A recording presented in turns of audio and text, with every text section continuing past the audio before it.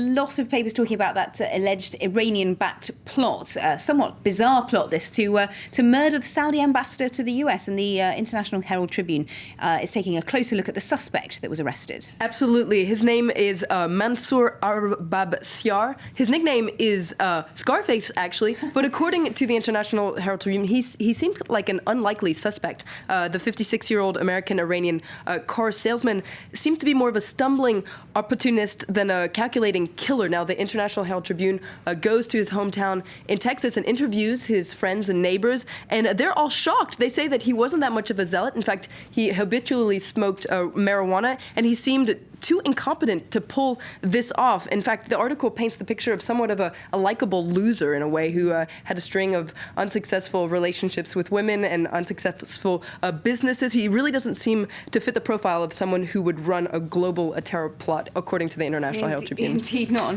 And there are suspicions that actually it's Iran's Quds force who's behind this plot. Perhaps he's just a fall guy. And there have been sort of different reactions in the press as to how the US should respond to all this. That's right. We're going to take two opposing opinions about exactly what the U.S. should do in this situation. Now, we're going to start with the International Herald Tribune taking a look at their editorial, which says that if this is the hand of Tehran behind there, it's a reminder of why the U.S. and its allies should use sanctions against Iran. It says the article says that there's still a lot of questions in the air, exactly who in Iran is behind the plot, just how high up it goes, the responsibility goes, and why they would organize such a plot. Now, according to the editorial, they said it's a relief that it's Obama who's making decisions and not his predecessor, so Bush, so that to avoid a shoot first, ask questions later kind of war. There's a completely different opinion, however, in the Wall Street Journal. There's an article by a former CIA officer who says that this plot is clearly an act of war on behalf of Iran. He says that he says that it's probable that that leaders very high up were behind the plot, and he says that those sanctions aren't a bad idea. That it's not enough to scare Iran, and what's really necessary, what the White House needs to do, is to respond militarily to this outrage because, quote, if it doesn't, America is asking for it.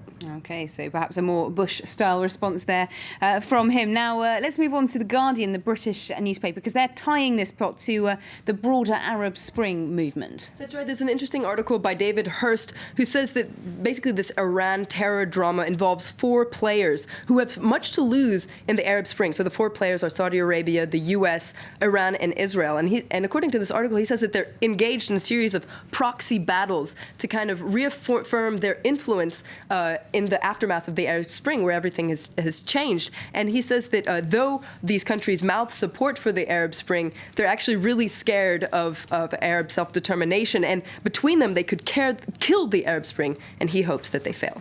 Okay, well, speaking about the Arab Spring, fighting still going on in Syria, Colonel Gaddafi's hometown in Libya, and it does seem that the NTC fighters are really struggling to get a hold of that town. That's right. We're going to start by looking at an impressive photo in The Independent, which shows fighting in Sirte through hell and high water, final push into the Battle of Sirte. Now, there was a water mains burst, transforming the streets into canals. And we're going to also look at another take on the conflict there with a cartoon, which says, meet the new boss. So you see three Gaddafi lookalikes torturing a prisoner. Come on, tell us what that brutal, abusive, torturing bastard Gaddafi is. And actually, they're NTC authorities. So according to The Independent, I guess there's not that much difference between the former leader and his replacement. Okay, quite a cynical view there. And finally, actress Hilary Swank. She's apologising after wishing a warlord happy birthday. That's also in The Independent. That's right. Now, Hilary Swank says she regrets attending a party that was held in honor of Chechnya's leader, Ramzan Kadyrov, last week. Now, she gave an impassioned speech about her experience in Chechnya. We're going to take a listen to what she had to say. I got the opportunity to take a tour of the city today, and I'm always taken by the passion to make peace and to make something beautiful, and I could feel the spirit of the people. Everyone felt so happy. It was nice to be around. Now, somewhat unsurprisingly, she came under fire from human rights groups for attending the party and giving that speech. Now, she said she's sorry, but it's not clear whether she'll part with the fee that she earned for attending the party. Now, she's cringing, but she wasn't the only one attending that party. There was also the singer Seal and the actor Jean-Claude Van Damme, who went so far as to say, "I love you, Mr. Kadyrov." So we still need to hear what he has to say about that. Perhaps a few red faces all around there. Thank you very much indeed, Florence Villeminot, for that look at some of the international press this Friday. Well, let's get a reminder now of today's top story.